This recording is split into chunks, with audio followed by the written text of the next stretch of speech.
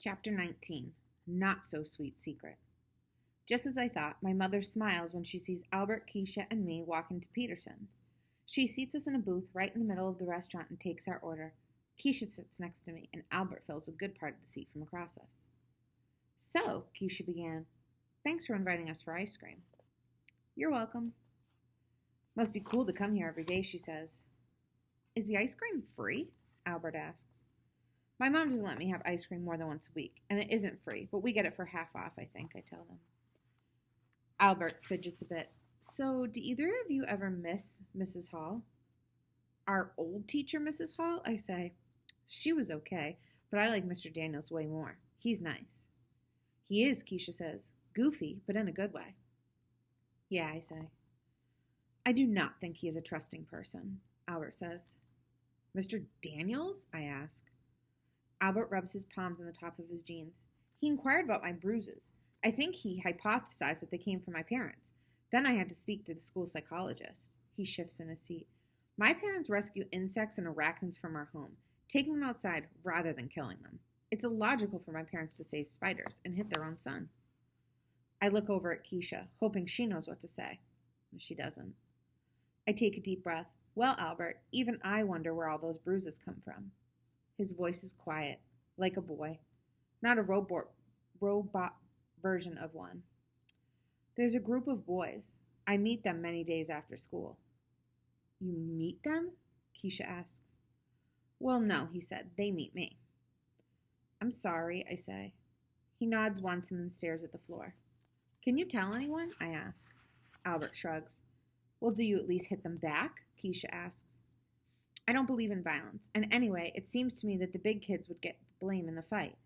No one's going to think that a big kid like me didn't start it, so they would assume I give the punches, not receive them." He stares at his vanilla ice cream and then looks up, maybe a little happier. "This reminds me of ice cream on Ellis Island." "You may have a skull full of brains, but again, Albert, no sense," Keisha said. "When the immigrants came to America through Ellis Island, they would sometimes get ice cream for a treat. But they didn't recognize ice cream. They thought it was butter, so they spread it on toast." We laugh. "I think this is like that. Those boys just think I'm a fighter, so they fight me." "No, Albert," Keisha says. "They think you won't fight. They think you'll just keep being their punching bag. That's why they keep fighting." His eyebrows scrunch up. "Albert, this is no joke," Keisha says. "They leave nasty marks on you. Don't your parents get mad? My mother would hunt anyone down who did that to me." "My father's busy with his inventions, and my mother has other things to worry about." "You should ask them for help," I say. "I think Keisha's right." He shrugs. "I don't want help. I should be able to solve this." "Albert," Keisha says, her dark eyes wide and angry, "you can solve this. Just don't let those boys pound on you. You said you're bigger than they are." "Yes, I call them fire ants, a group of small beings that can become overwhelming." I laugh, but I'm sad on the inside. "No, seriously, Albert." Keisha is downright mad now. "Teach him a lesson. Hit him back." "I don't think it's within my nature to hit somebody. I will not meet violence with violence. I will not stoop to their level." "Stoop to their level?" I ask. "If I act like them, I'm no better," he says. "Well, I say this is like trying to give Jell-O a spine," Keisha says. Albert squints, which makes me wonder if he's actually mad. Some of the most lethal creatures on Earth are invertebrates. "Don't throw that science at me," Keisha says. "All I know is that you need to stick up for yourself. If you just let them do that, it's like telling them it's okay." Albert stays quiet. Keisha's voice is no longer soft. "I just don't get it, Albert. What in the world would it take for you to fight back?" Albert looks upset. I know Keisha's trying to help him, but I think it's like throwing him an anchor for a life jacket. "So, Albert, you've always liked science?" I ask, trying to get another conversation going. But Keisha gasps and looks at the ceiling, frustrated with Albert. "Yes," Albert says, "but Allie, I'd like to ask you a question." "Sure, go ahead." "Shay is not kind to many people, but I have observed that she's the most unkind to you, and I don't understand it. Do you know why?" "Yeah," Keisha says, "she really does seem to have it in for you." "Yeah, well..." "Oh, is there a story?" Keisha says. "I just love a good story." "There's no story. I won the art award last year. She was mad about that." "Oh no, there's more of that story. Spill it right now."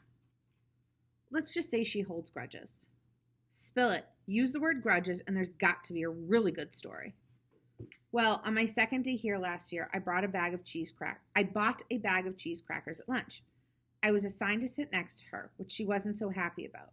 I was almost done with my sandwich when she grabbed the bag of crackers from the table and ripped them open and ate them. Are you kidding? She did that? I nod. I really don't want to finish the story.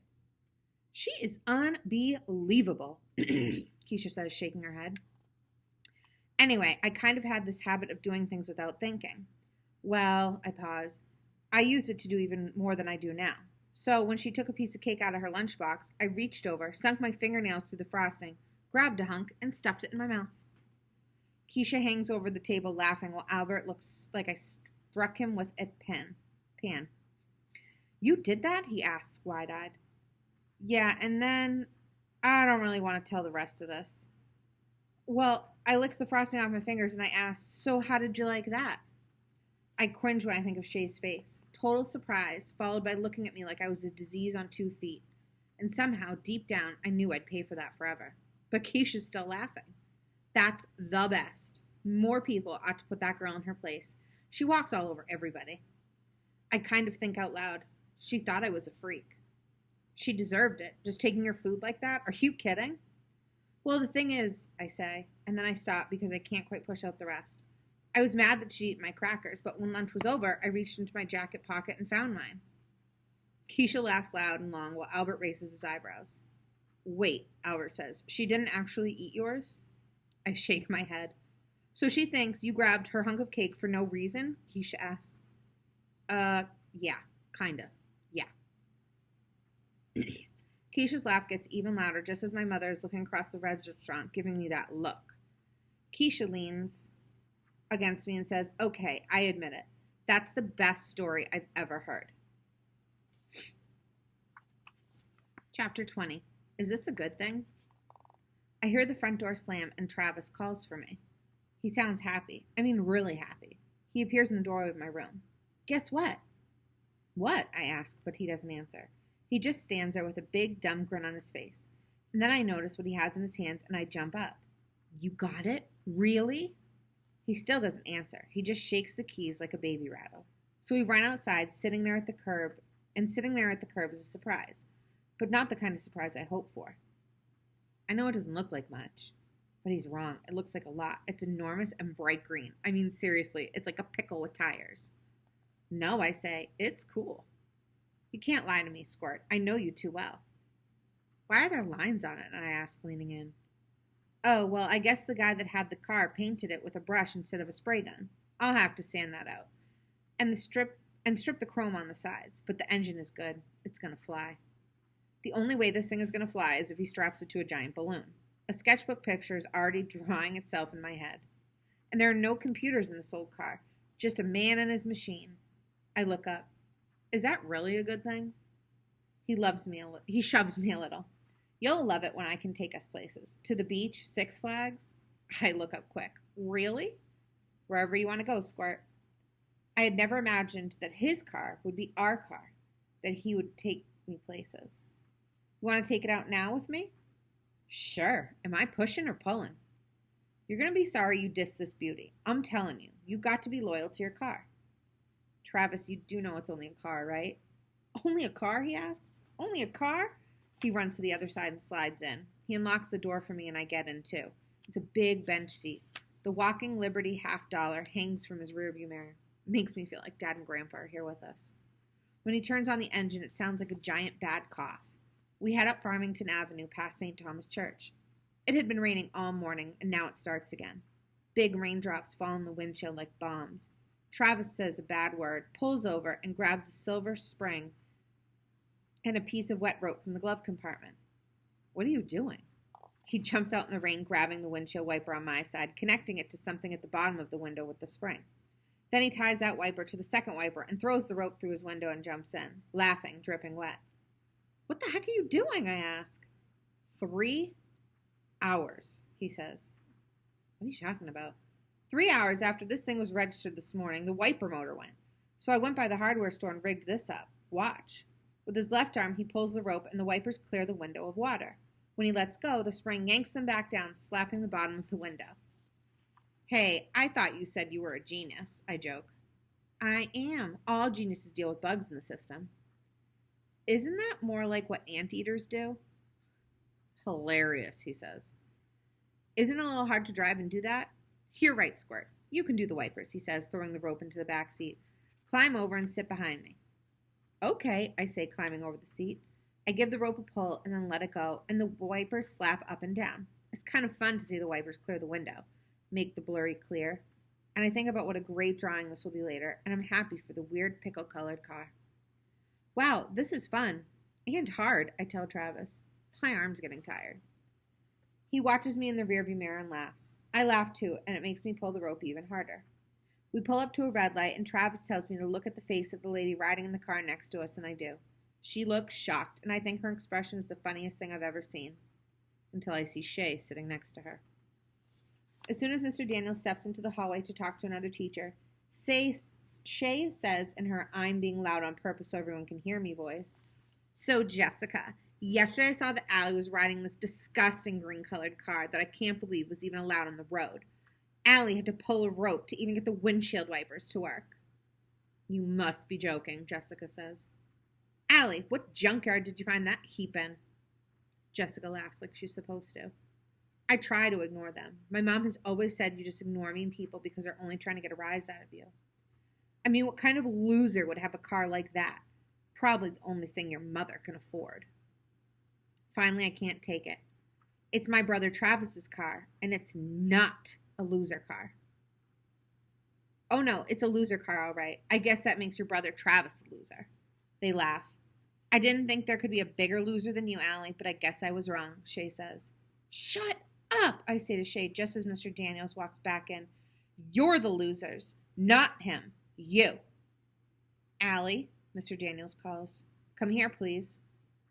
"What?" I ask, trying not to sound disrespectful. "I haven't known you to name call before. They can call me anything they want, and believe me, they do, but they can't say anything about Travis. Never." "Is Travis your older brother?" "He's my big brother." He half smiles. "Is there a difference?" "Yeah, there is. An older brother's older. A big brother looks out for you and smiles when you walk into a room." He nods slowly. "I see." He clears his throat. "I understand you're upset, and I appreciate that you're defending your brother. But walk away next time, okay?" I nod, but I have to admit that I'm getting awfully tired of walking away. Chapter 21. Butterfly Wishes. Our classroom is brainstorming ideas for a community service project. Shay raises her hand. "I'm having a birthday party and inviting everyone because I don't want to leave anyone out." "How does that relate to our community service project?" Keisha asks, and the whole class waits for an answer. "Well, it's about community, everyone being involved." "Yeah, right," Keisha whispers to me. Mr. Daniels compliments Shay on inviting everyone and moves on quickly. Later, as we get our stuff for lunch and recess, Shay speaks to Jessica in her loud voice. "I'm so mad my mother's making me invite everyone." Then she looks directly at Keisha and me and says, "I hope some people know better than to actually show up." My mom insists I go to Shay's party. Even after I tell her that Shay is mean, my mom asks, "Well, there'll be other kids there, right? You may actually have fun." Albert grabbed his invitation from the mailbox before his mother saw it. Keisha's family's visiting her grandmother, so I'm alone. At lunch, I ask Albert and Keisha about some diseases I can use as an excuse not to go. "How about the bubonic plague, otherwise known as the Black Plague?" Albert asks. Keisha spits her milk out. "Seriously?" "Okay, maybe that's a bit much," I say. But then I begin to wonder, what does it look like anyway? "Oh, well, chills, fever, cramps, seizures, toes, fingers, nose, and lips turn black because the cells die, and you'll likely spit blood." "Albert," Keisha says, "that's nuts. She can be sick like a normal person, you know. Cough, runny nose. Sound familiar?" "That's fine," he says, taking a bite of his sandwich. "It just seems uninteresting, that's all." Shay's party's at the Butterfly Garden, and when I arrive, I recognize some girls from other classrooms. They are all wearing friendship bracelets. Jessica wears even more now. I still ache to have some and wonder if Keisha would like a bracelet like that.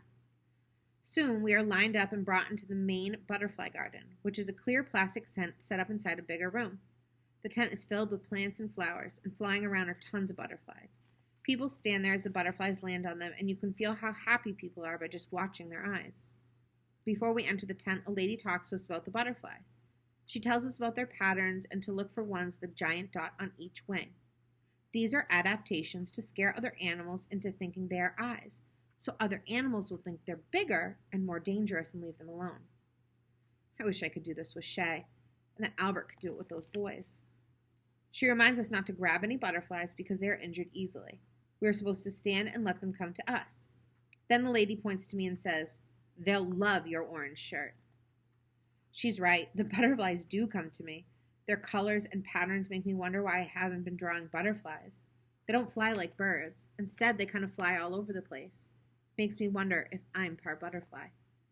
I put my arms out like a tree, and one, then two land on my arms. I love them. I never knew before how much I love butterflies. I think about the story Albert told in social studies when we were studying Native Americans. He said that they believed butterflies were special creatures and wish givers, and that if you can catch a butterfly, whisper your deepest wish to it, and then set it free, it will carry your wish onto the spirits who will grant it. I would never grab a butterfly, but once again, my hands do things without my say-so. When a beautiful, bright orange and black one lands on my hand, I loosely close my fist around it. And then my thinking part steps forward and quickly realizes what I've done. I open my hand and the butterfly zigs and zags before landing on the ground. The lady who gave us directions is next to me in a second. "Oh no, what have you done?" she asks. I want to explain about wish givers, but Shay and the others appear. I figures it was Allie. She probably killed it. Everyone knows you can't touch a butterfly's wings. I didn't kill it. I would never hurt it. I had a wish and I thought... The girls laugh. "Such a freak show," Shay says. Suki rushes to the butterfly to try and help, but the woman runs over and tells her to step back. "Who are you with?" the woman asks me. Shay's mother steps forward. "She's with us, but she's not my daughter. She's part of my daughter's party." I wish my own mom was here. She'd understand. I feel terrible watching the butterfly on the ground, flapping its wings and not going anywhere. I know the feeling. The first butterfly lady wears white gloves as she puts the injured one in a box, saying, "At least its wings are not torn." The second lady stares at me like I'm a ruthless butterfly hunter. I want to say I'm sorry, but I forget to because I'm watching mind movies of the butterflies falling and never getting better. And then the movie's filled with butterflies that are falling like rain, and I feel as sad as I did watching the real one fall. Suki comes over. "I know you didn't hurt the butterfly on purpose." "Thanks," I mumble. She's right, but it was still my hand. I guess I just had to make that wish. Sometimes a person will do anything for a wish to come true. Chapter 22. No way to treat a queen. Later, I try to call Albert, but a recording says that the number's no longer in service, and I worry that he had to move away or something. When I see him at school on Monday, I'm so relieved. I run up to him. "Albert, is it true that if you touch a butterfly's wings, you keep it from flying ever again? Basically kill it?" A rather curious question for such a cold day, and temperatures such as these. "Albert, just tell me, yes or no?" No. It's a myth that you render a butterfly unable to fly by touching its wings. The powdery residue on the wings is actually scales. They shed these scales on a regular basis, so merely touching them is okay. You can only injure a butterfly if its wings are torn. I remember how the lady said its wings weren't torn. I hug Albert until I realize what I'm doing. His surprised expression is so hilarious. Like Einstein himself just told him that the earth was not round, but instead shaped like a spoon. "Nice shirt, Albert. Is it new?" Shay laughs at her own comment. Before he can answer, she draws her fingers down her own sleeve. "I got a new sweater. It's purple, which is the color of royalty," she says, looking directly at me. "That's why it's my favorite." I wonder what she wants from us, and I hate that I never know what to say to her.